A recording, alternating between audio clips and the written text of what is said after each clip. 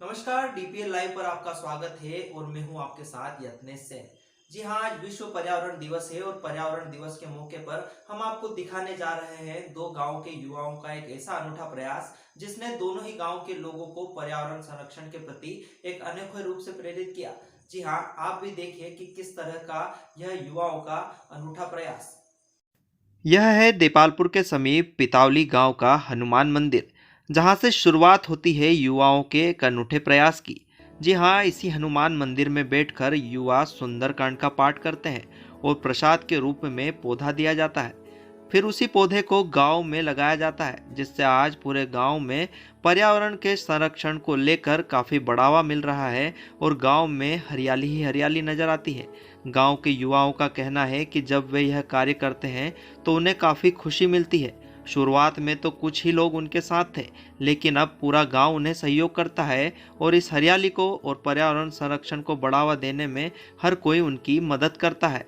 गांव के युवाओं का कहना है कि वे खुशी हो या गम हो हर समय पौधा देते हैं।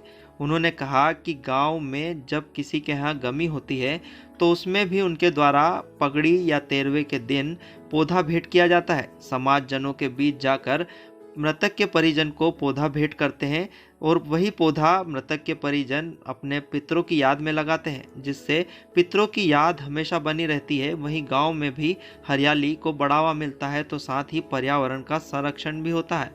उन्होंने बताया कि गांव में जब पगड़ी रस्म होती है तो सभी मेहमानों के बीच जाकर गांव के युवाओं की टोली मृतक के परिजन को पौधा भेंट करती है, जिससे उन्हें काफ़ी अच्छा भी लगता है। उन्होंने बताया कि जब वह पौधा हरा भरा दिखाई देता है तो अपने पितरों की याद दिलाता है।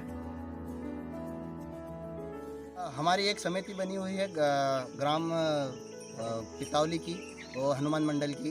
तो हम प्रत्येक मंगलवार को गांव में जो व्यक्ति इच्छुक रहते हैं और वो जो चोला चढ़ाने के इच्छुक रहते हैं, तो उनको वो चोला चढ़ाते हैं और सुंदरकांड का पाठ पाठ करते हैं। उसके बाद उनको हम पौधा भेंट करते हैं और पौधा भेंट करते हैं और उनके साथ में जाके और वो पौधा लगाते हैं।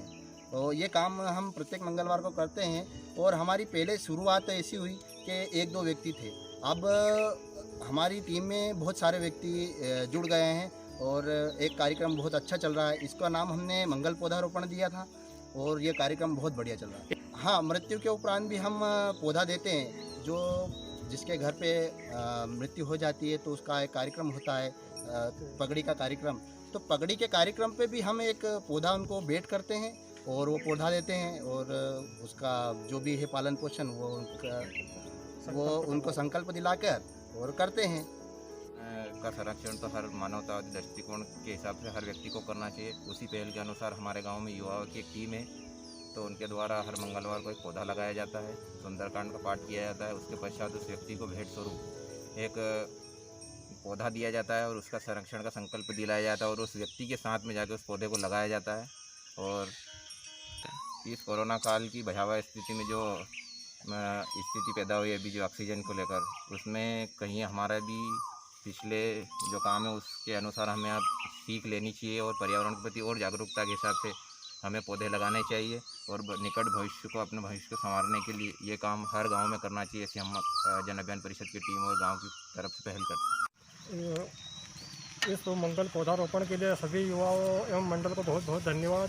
मैं सभी युवाओं को, हर गांव के युवाओं को यह कहना चाहता हूं कि अपने गांव में भी इस तरह की पहल चलाएं ताकि आने वाले दिनों में ऑक्सीजन की कमी ना रहे और पर्यावरण भी शुद्ध बना रहे। वहीं इसी तरह देपालपुर के समीप गुडर गांव में भी युवाओं की मेहनत रंग ला रही है। यहाँ के युवा अपने गांव में पौधे तो लगा ही रहे हैं, साथ ही जब उनके गांव में भी किसी की मौत होती है तो 13वीं यानी पगड़ी के दिन गांव के युवा वहां पहुंचकर कार्यक्रम में मृतक के परिजनों को पौधा भेंट करते हैं और मृतक के की याद में वह पौधा लगाया जाता है। वहीं एक पौधा बेटी के नाम की भी शुरुआत यहाँ गांव के युवाओं ने की है, जिसमें जब बेटी अपने ससुराल के लिए विदा होती है तो बेटी के हाथों से ही घर के बाहर पौधा लगाया जाता है, ताकि परिजनों को जब भी वह पौधा दिखाई दे अपनी बेटी की याद आती रहे। बेटी जब विदा होती है तो अपने हाथ से वह पौधा लगाती है, जिसको देखकर अब गांव के युवाओं में काफ़ी उत्साह है। तो साथ ही उनका कहना है कि जब गांव के लोगों ने इसे अपनाया तो सब में खुशी है और पर्यावरण का संरक्षण भी हो रहा है, तो साथ ही हरियाली को बढ़ावा मिल रहा है। उनका कहना है कि हर किसी को यह अपनाना चाहिए और इस तरह की पहल की हर किसी को शुरुआत करना चाहिए। हमारे गांव गूडर में ग्राम विकास प्रस्फुटन समिति मध्य प्रदेश जन अभियान परिषद, उसके माध्यम से जो काम हो रहा है वो हर पहल पे काम हो रहा है, जिससे पर्यावरण पे काम हो रहा है। तो 5 जून को पिछले वर्ष हमने 15 पौधे लगाए थे, इस वर्ष लगाना है, और एक पौधा विवाहित बेटी के नाम पर और एक पौधा मृत परिजन के नाम। ये भी चल रहा है, जो कोई शांत हो जाता है उसके घर हम एक पौधा देते हैं जो उसकी याद में लगाया जाता है। ग्राम विकास प्रस्फुटन समिति इसके इन्हें ठाना है कि गांव को हरा भरा बनाना है और इससे पर्यावरण की रक्षा हो सके, ये उसका एक माध्यम है।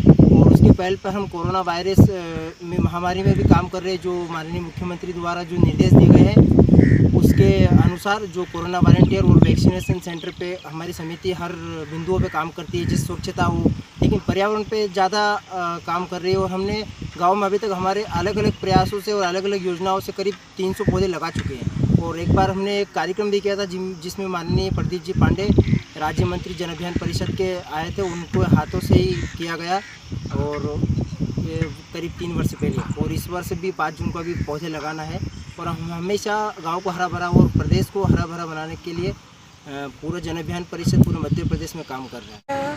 पर्यावरण के लिए ये पर्यावरण को स्वच्छ रखने के लिए और पर्यावरण के लिए बहुत ही अच्छा कार्यक्रम है ये। और ग्राम विकास प्रस्फुटन समिति ग्राम गूडर